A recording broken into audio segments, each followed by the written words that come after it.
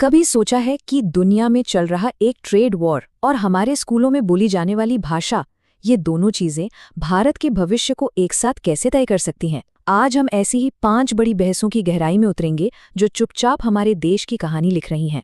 देखिए, ये सिर्फ अलग अलग मुद्दे नहीं हैं।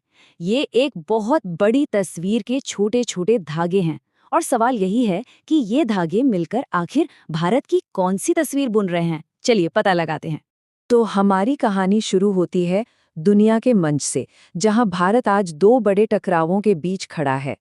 एक है व्यापार को लेकर और दूसरा उन खनिजों को लेकर जिनसे हमारी टेक्नोलॉजी चलती है। अमेरिका और भारत के व्यापारिक रिश्ते मानो किसी रोलर कोस्टर की सवारी जैसे रहे हैं। पहले ट्रंप ने टैरिफ लगाए, फिर वहां की अदालत ने कहा कि ये तो अवैध हैं, और फिर एक नया ग्लोबल टैरिफ आ गया। लेकिन अंत में हुआ क्या? भारत के लिए 18% की दर जस की तस बनी रही, जो कि एक बहुत बड़ी चुनौती है। इसका मतलब बहुत सीधा है, हमारे एक्सपोर्टर्स के लिए अब अमेरिका में मुकाबला करना और मुश्किल हो गया है। ऐसे में भारत के लिए एक ही रास्ता बचता है, नए बाजारों को खोजना और अपनी निर्भरता को कम करना। अच्छा, व्यापार से हटकर अब एक और ग्लोबल लड़ाई की बात करते हैं। ये लड़ाई है क्रिटिकल मिनरल्स पर कंट्रोल की। ये वो खनिज हैं जो हमारे स्मार्टफोन से लेकर इलेक्ट्रिक कारों तक हर चीज की जान है। और असली समस्या यही है, इस खेल का बादशाह चीन है। वो इन खनिजों की पूरी सप्लाई चेन को कंट्रोल करता है। जाहिर है, इससे बाकी दुनिया के लिए एक बहुत बड़ा रिस्क पैदा हो जाता है।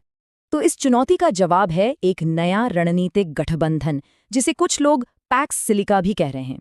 इसका सीधा सीधा मकसद चीन की इस पकड़ को तोड़ना है। और बड़ी खबर यह है कि भारत भी अब इस जरूरी क्लब का हिस्सा बन चुका है, जो एक ज्यादा सुरक्षित भविष्य बनाने में मदद करेगा। अब जरा ग्लोबल स्टेज से हटकर भारत के अंदर की एक बड़ी बहस पर नजर डालते हैं। केंद्र और राज्यों के बीच जो शक्ति का संतुलन है, वो आखिर कैसे बदल रहा है? ये एक लाइन इस पूरी बहस का निचोड़ है। एक्सपर्ट्स का मानना है कि सत्ता का एक ही जगह पर जरूरत से ज्यादा इकट्ठा होना भारत के संघीय ढांचे यानी फेडरल डेमोक्रेसी के लिए एक असल खतरा है। देखिए, शुरुआत में देश को एक साथ जोड़े रखने के लिए एक मजबूत केंद्र की जरूरत थी। लेकिन आज सवाल ये उठ रहा है कि क्या ये संतुलन अब बहुत ज्यादा एक तरफ झुक गया है? क्या हम राज्यों की आवाज और देश की विविधता को खोने का जोखिम उठा रहे हैं? संघवाद से आगे बढ़ते हुए अब हम एक और संस्थागत तनाव की ओर आते हैं। तब क्या होता है जब चुनाव कराने वाली संस्था और देश की सबसे बड़ी अदालत आमने सामने आ जाएं? ये सब शुरू हुआ वोटर लिस्ट में गड़बड़ी की शिकायतों से।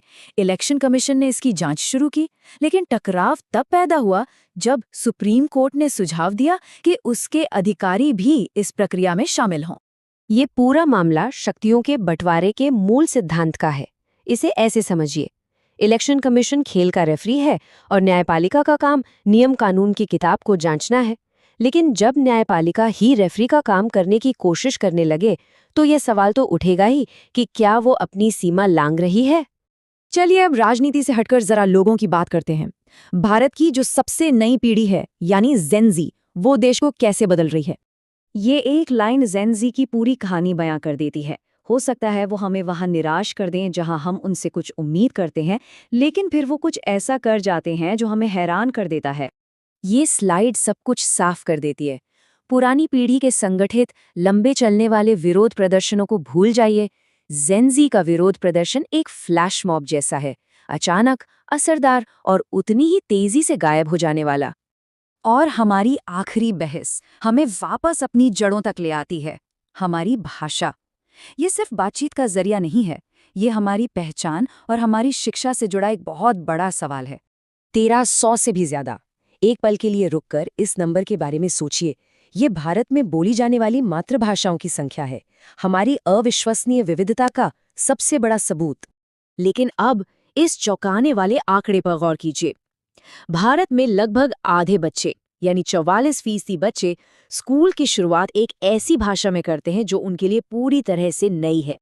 जरा सोचिए, एक बच्चा स्कूल जाता है, उसे गणित या विज्ञान सीखने से पहले एक पूरी नई भाषा सीखनी पड़ती है। ये एक बहुत बड़ा बोझ है जो न जाने कितनों को पीछे छोड़ देता है। और ये बात सिर्फ पढ़ाई लिखाई से कहीं आगे की है।